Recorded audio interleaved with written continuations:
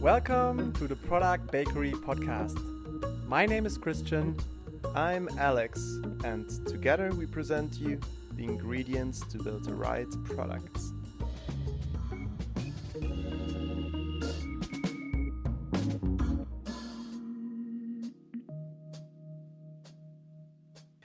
Welcome everyone to another episode of the Product Bakery. Today I had not only one Christian in the call, I had two Christians. So obviously it seems like it's a quite famous name for product managers. So yeah, the other Christian was Christian Idiodi from the Silicon Valley Product Group. Obviously, the second you talk about Silicon Valley Product Group, that you're talking about quality and you know that you're going to have a quite fun conversation. I really enjoyed it. Christian, what about you? Christian was sharing good stuff. And I liked especially the end of the conversation when we started doing real talk when it comes to leadership and shame on product leadership. So I think it's worth listening in. And I just want to remind, in case you like this episode, feel free to follow us on social media like LinkedIn, Twitter, and Instagram. And make sure you share it with the world, with your friends, and with your network. Christian, let's get started.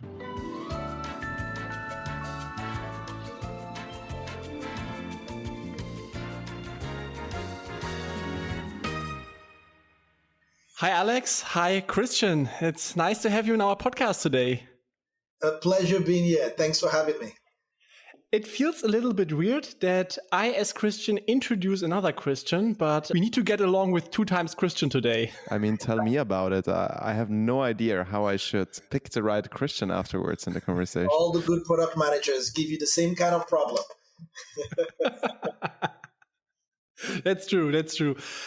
So to share a little bit background, Christian, you've been in products or in the world of product management, startups, companies since almost 2 decades. And you've worked for several positions, such as a founder, as a managing director, as a head of product, as a VP product. And most important, you are currently partner at the Silicon Valley Group. And I would love to hear from you what you are doing there and what your day-to-day business looks like. Yeah, great. That's significantly different than being a product manager. Silicon Valley Product Group, where really people that curate what we've seen to work in the most innovative companies in the world. And we try to share those with other companies to convince them they can work in a similar manner or better. I think every day I'm trying to solve the problem of helping companies understand how to build products customers love. I am helping companies around the world to understand how to create value for their customers in a way that works for their business. So I am an everyday product manager of an infinite amount of customers, whether they are startups looking for product market fit, whether they are high growth companies looking to scale and become successful, or enterprise companies that are looking for consistent innovation. I think I spend all my time, or a chunk of my time, trying to convince them that they can work in a similar manner that the most innovative companies in the world use. Sounds like an infinite backlog with infinite fun for you. Yeah, product is hard. Absolutely, and never ending somehow. That's right. I was just wondering, since you are working with so many companies and people across the globe, what do you see are the biggest challenges product people are facing these days? Oh boy, you're tempting me to jump on some soapboxes here. So many things have become consistent pain points in making this discipline even more challenging than it is ever been. On one end, it is exciting to see the amount of light being put on the discipline, the importance in many organizations today, its role in technology evolving, and many champions of working in kind of this modern product practice. However, I always say all problems are people problems. There are a couple of areas that have become really significant pain points for the discipline. One is a good understanding of what the role of product is. Two is actually equipping, training people and coaching people to be successful in that role. And three is leading that discipline overall, the role of product leadership and managers of product people. All of these things have been becoming increasingly very poor as the role has found more relevance. And so most of my pain and challenge with this discipline probably stems a lot from this. Now, in fairness, it's understandable why. Not a lot of product people have been taught by good product leaders. Many people are self-taught in this discipline. There's not a magical curriculum out there that has equipped people to be good product managers. There's unfortunately a lot of misinformation about what this role should be and what good in this role looks like. And this cycle reinforces itself. So poorly taught product people are teaching other people how to do product in a poor manner. And this cycle continues to feed itself. And most of my challenges I see have arisen from from the people aspect of the product management discipline. And that goes from the role of product leadership, which is being able to find, hire, and attract the right talent and to coach them to be successful, being able to create an environment for product people to be successful by empowering them and giving them problems to solve and providing them the right context to as well, being able to help people manage their time well and not have product people spend all their days in meetings, all of their time in meetings, rather than actually doing good and meaningful product work. So it's a lot of the people aspects of this that have been really frustrating for me over the last couple of years. Yeah, it's actually quite interesting, right? Because if we look back, there was never really the product manager role or product roles in the history. And a lot of people have grown into it. And one would say now, as today, like we have schools that teach it, we have boot camps. I mean, like them or don't like them, but there is actually a lot of like hype also on, okay, people want to become product manager. But what I hear from you is that sometimes this is also broken because the people who teach it actually are those self-taught people who don't have the right experience. Yes. Where did they learn product management? The best product managers I have met have learned from great product leaders. I have not found a single curriculum, a single path that has helped equip people. And even some of the things I tell product managers to go get, because they need to add some specific skills here. The best product managers, they represent the customer the most. They have a deep knowledge of the data, the deep knowledge of their business, the industry, and their product. They're able to add value to the organization by working collaboratively with design and engineering to solve problems in a meaningful way. There's a ton of all of these soft skills. When the role has been defined as validating an idea, or the role has been defined as gathering requirements, and then we have trainings where people work in a factory to deliver what the business wants than to solve problems for customers, the way that works for a business. First of all, you have to look at the nature of the training or the program to make sure philosophically they even understand what the role is first before you double down your investment in it.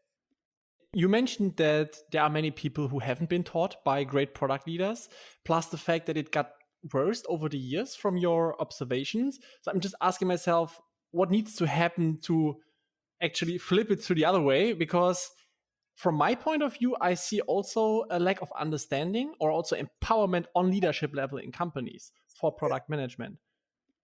Yeah, I think you're really pointing to the core of it. First, this discipline has to be better defined within an organization, and it starts with the role of technology, moving from being a necessary evil to being an enabler of creating value for customers. And first, the business has to understand that foundationally, that the job of technology here is not as a cost center, not as something we must do just because it's cool or because that's what everybody does, but this is how we solve problems for our customers. And then the discipline of product management is one that is empowered to help us leverage technology to solve that problem in a meaningful way. So if that has been addressed, then the most important role that is a non-C-level position is the leader of product people, because now they are responsible for building a strong product management discipline, a strong unit, and coaching and equipping them to be able to deliver against those values that they are promising the organization. First, the discipline has to be well understood within the organization, then it has to be well supported, and they need the right kind of lead to support it. So that's the key for this to shift, is that organizations double down their investment in product leadership. With the first they have to have the right mindset, then they invest in the right leadership because the role of leadership is to create the environment for product teams to succeed. And let me imagine also a little bit like your role whenever you work with an organization and whenever you work with a company. Like, how do you actually bring this knowledge in or this expertise in? Like, what do you need to do to get the right mindset into the company and to help them find the right people and invest into the right people? A lot of what we teach is heavily around culture and mindset. We don't try to teach process or techniques. We're agnostic to process in that way. But if you think about the pillars for the most innovative companies in the world, first is how they approach risk. They tackle their risk up front. They do discovery before they do delivery. Second is how they work together. They work collaboratively. They don't work in handoffs. The product manager, the designer, and the engineer, they all work together as one to define and identify the problems they want to solve and to discover, design, and deliver a solution to that problem. And finally, they are very focused on results. And that is core to these companies. And so when you think about those foundational teams, I try to convince companies that there's nothing that stops them from working in that manner. Actually, they're in a unique spot because those companies don't have them. And great products come from great product teams, and great product teams are made up of ordinary people. These people must be coached, they must be supported. And so on one end, I try to be very clear about the difference between the most innovative companies and the rest.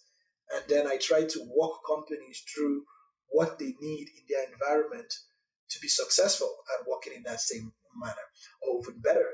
And in many cases, we're talking building a strong product management discipline.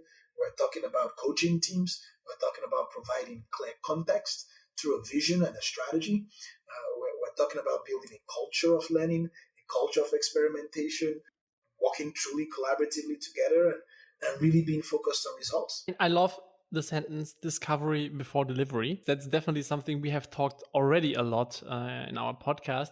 But also the step in between, which is the prioritization, is something that I hear more and more product managers, I don't want to say complaining, but see them struggling with, because prioritization gets even harder due to, first of all, the extremely fast changing world. And I think these times absolutely nailing it. But on the other hand, stakeholder requests, strategic changes by the management, leadership decisions that are popping out of nowhere. So what would you say are the best ways to make sure that I, as a product manager, prioritize as good as possible? Yeah, great question. Look, I think I get that question every other day these days in terms of give me some prioritization metrics or some framework for prioritization or some rubric. This is because no product manager ever has had anybody come to them and said, hey, can you build me something and do it 3 years from now? And everything is important. Every idea is important. Remember, I said that the job is not to validate certain ideas. The job is to solve problems, is to discover a solution. It's our job to turn whatever features we've been given or solutions to build and make sure we understand the problem.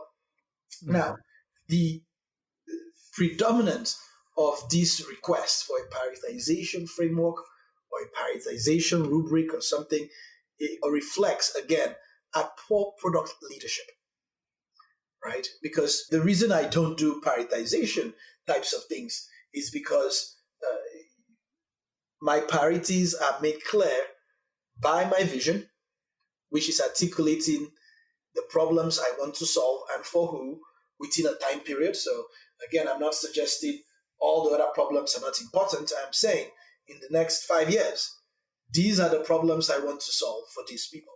That's what a vision is saying. I'm placing my bets that these are the most important problems I want to solve within this time horizon.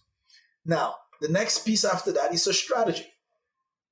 Not what I want to do, but how I plan to solve those problems. Yeah. Your strategy, by very definition, is telling you what you're focusing on.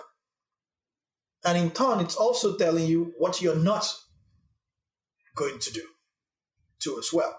I've already said, these are let's say I pick 3 problems to solve in my vision. My strategy is now saying, the first of those 3 problems I'm going to solve will be this. Then the next problem will be this before that problem. So I have now placed my bets on the sequence in which I want to solve those problems. Now, I am not suggesting every other problem in the world is not important. I am just making it clear it's not important right now. That's what strategy is. By the very nature of doing that, I have already prioritized.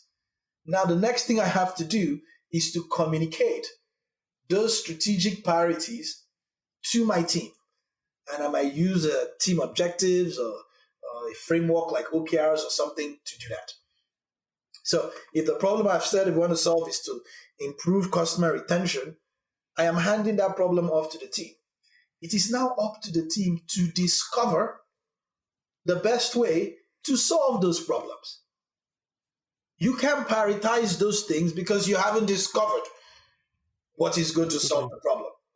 It doesn't matter if you prioritize the list of stuff. If it doesn't solve the problem, it doesn't matter.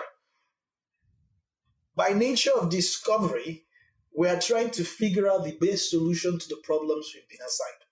So in some ways, I typically look at this as a poor reflection on leadership when product managers struggle with prioritization, because that means they haven't provided the right strategic context to help the teams make a decision about what problems are most important right now. And that could be reflected either in a strategy, in team objectives, or through any of the other strategic context elements. So this is always what I tell teams. Strategy, by definition, is choosing what not to do.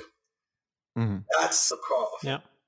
And speaking about like also the leadership aspect as well as each individual team's importance for the strategic direction. I think I'm just remembering also one of our last interviews that we had with Jill, which was more around like strategic design and the importance of design in, for example, shape the strategy and maybe even finding the right problems that we need to prioritize. So where do you see the balance between top down and bottom up when it comes to strategy definition and vision for the product itself?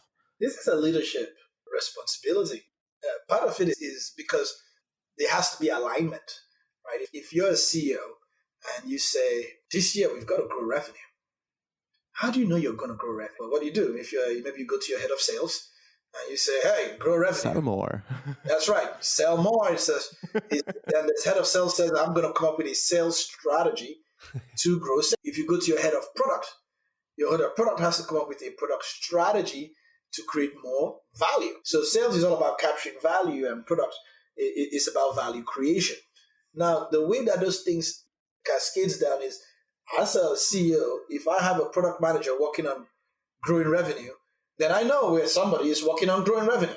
Same way I have a salesperson trying to sell more, then I know somehow we're going to sell more, or we're trying to sell more. So in some ways, leadership has to be aligned, and it has to come all the way down to the team. If not, the team is disconnected to the important priorities of the organization and the business. And when you're creating your team objectives, the leaders are telling the teams what the important problems are, and the teams are coming up with the solutions themselves. So there's a little top-down, bottom-up type of process in here where leaders are talking about the problems that are most important, and teams are being accountable by saying, this is how we know we are going to succeed at solving this problem. And it's important that happens because that creates a sense of accountability.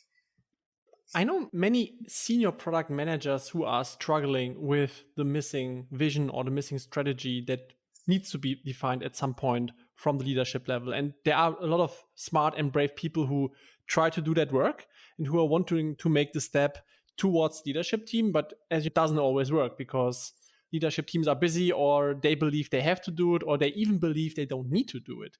And I was wondering, what would you share with those people, with those struggling product managers, what they could do to convince the leadership team to start focusing more on strategy? Yeah, look, it's almost like this. It's the same thing I see sometimes with discovery. I tell companies like, every company does discovery. It's just when. Right?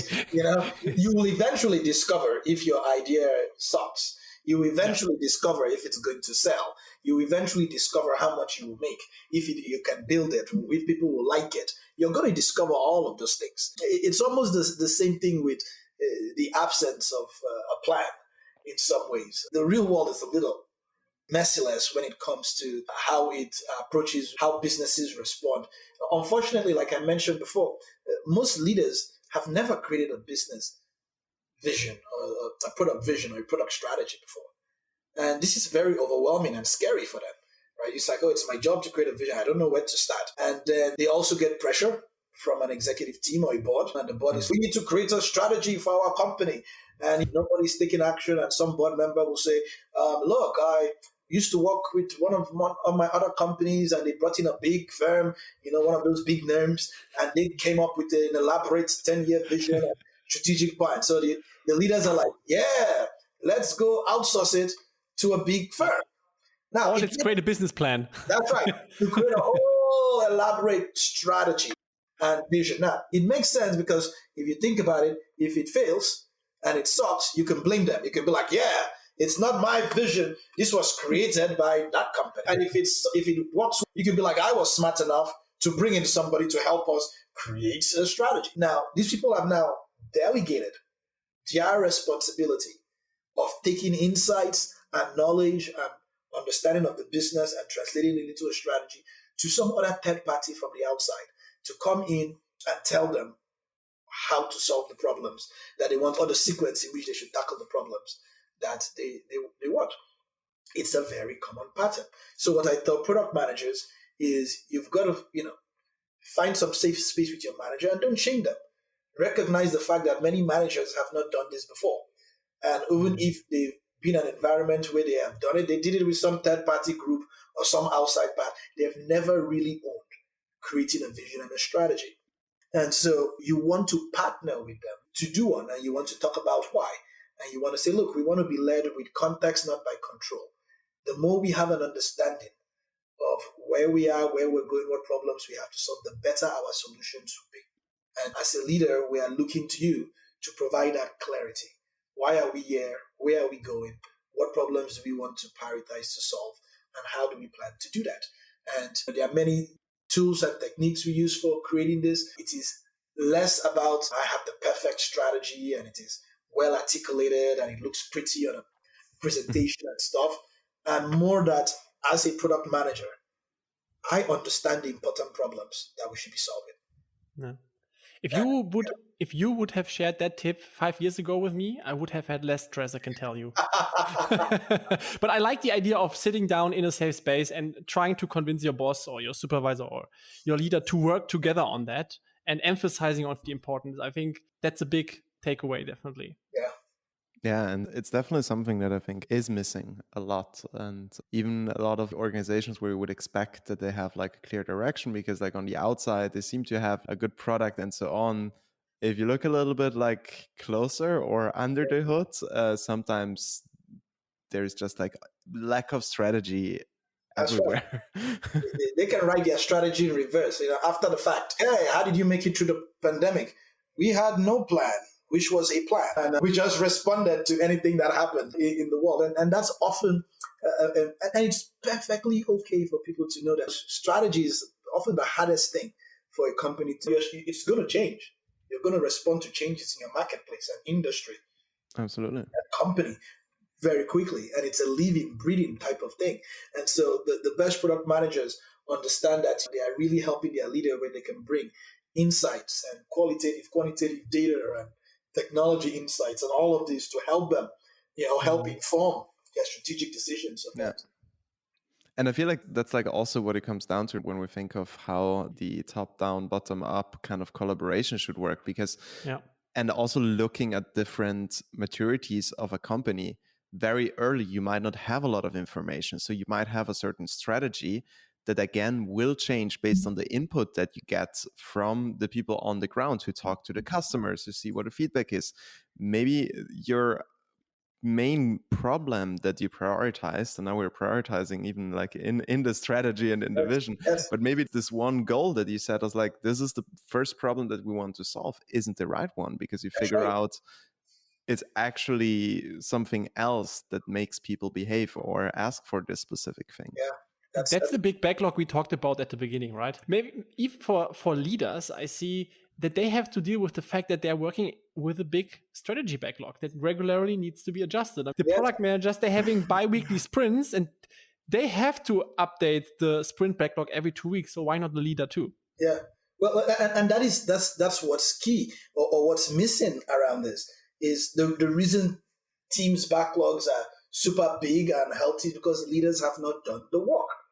And it is hard work, but that is what the work of leadership is.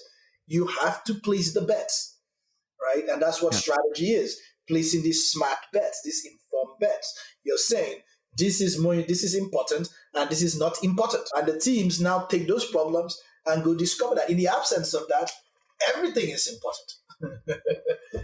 And why not? I'm a team; I can do anything, and everything is a possibility. And that's so hard to manage, right? Multiply that by, if you're a leader of product people and you have 10 teams, imagine all of that. And probably I can just also say, for a certain period of time, I maybe give the importance to really figuring out the problem. And that's my goal for the next quarter, to really have a good understanding of the problem that we should solve next. That's right. And in some ways, that's what kind of insights you want. When I see companies give teams very broad goals, it's because leaders have not done the necessary work to understand what will help. Because if I understand what will actually help us accomplish that goal, then I can give that to the team, then give the team the very broad goal. Hey, grow revenue. Go do whatever you like to grow revenue. Or I can place a bet that if we invest in X, Y, and Z, or if we solve this problem, we will grow revenue. Yeah, absolutely. Christian, to wrap up this conversation, and I'm 100% sure that every product manager or product leader who's listening in is listening because he or she wants to get feedback and wants to improve. So what would be the number one tip for every product lead and for every product manager that you would share these days to make sure they stay on track with their work? Oh boy.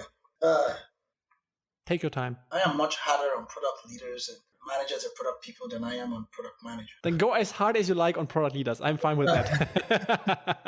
I'm going to call both of them out in different ways here, because we've gotten really comfortable. I think I have started calling out product managers on what work is not when it comes to product management. I've said before, a meeting is not responding to your email.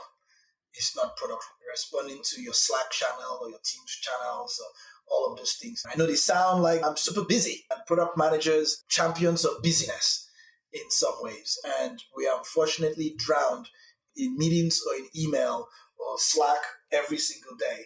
And this is eroding from our focus on really what the job is. I've argued that this is probably the most meaningful job, the ability to go solve problems for other people in a very healthy, meaningful way. Nothing should be more rewarding than that. What a great gig. However, if you're not waking up every day and collaborating with the smartest minds in your building to solve those problems for your customers in a way that works for your business, you're not doing product work. Probably doing project management.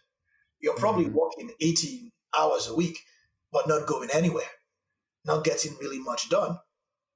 This job is about solving problems.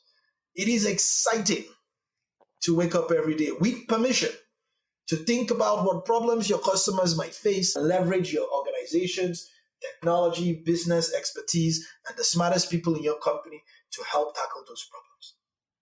You have got to prioritize creating the space to think and do that work.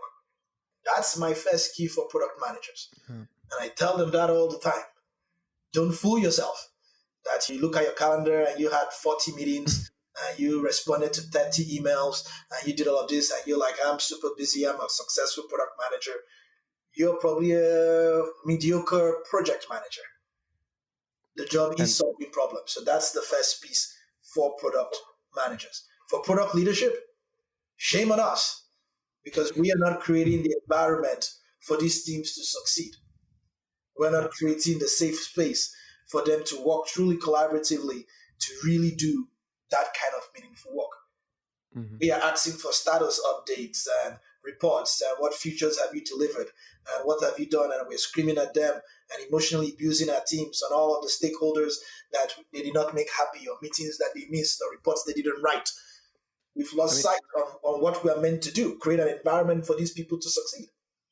It's almost like also product leadership, which is the reason why product managers are like put into the project management kind of corner, and why also the whole space of product like starts like adjusting to it, and that becomes the role description. I'm just like pushing the tickets through. I'm just like project managing. And that's why also new product managers maybe like why the situation is worsening, as you're saying. Spot on. It's just reinforced by product leaders. We don't even set new product managers up for success. We literally hire them and tell them, go deliver a new feature and do it tomorrow. And they're like, I don't even have a clue. Nobody trusts me. I don't know anything, but I have to act smart because I'm in a role called product manager. So I'm not going to make up stuff and tell the team what to do, which continuously erodes trust. And I'm now a factory worker just doing what people said, then solving problems for customers.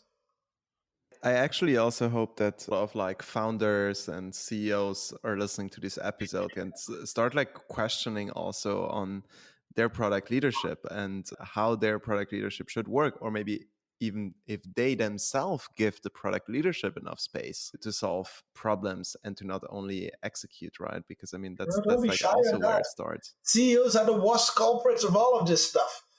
Executives are the worst culprits. And look, in fairness, I always tell CEOs, the best product managers, they know the customers very well. They know and many CEOs who tell me, that's why I tell the team what to do. I am like the best product manager. I know a lot about the customer and the business and all of that. I say, you know what? You're right.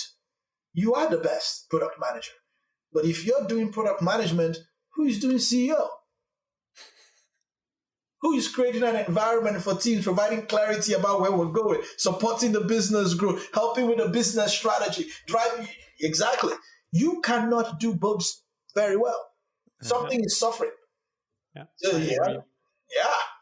I mean, we should almost have an episode also on the job description of a CEO, right? Because absolutely. Oh, yes. I know CEOs that are the better developers than the developers in the company, that are the better designers than the designers in the company, that are better marketers, right? Yeah. So they're all up in, and I tell them, like, there's not a problem with all of that stuff, but I guarantee you, nobody's doing CEO.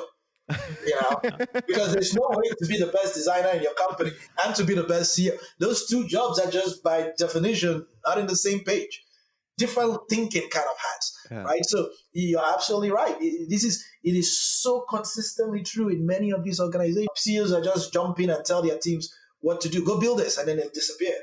And they create chaos and turmoil in the mix of stuff with teams. And so there's a lot of these patterns, I think, that unfortunately just have been culturally reinforced poorly in many organizations.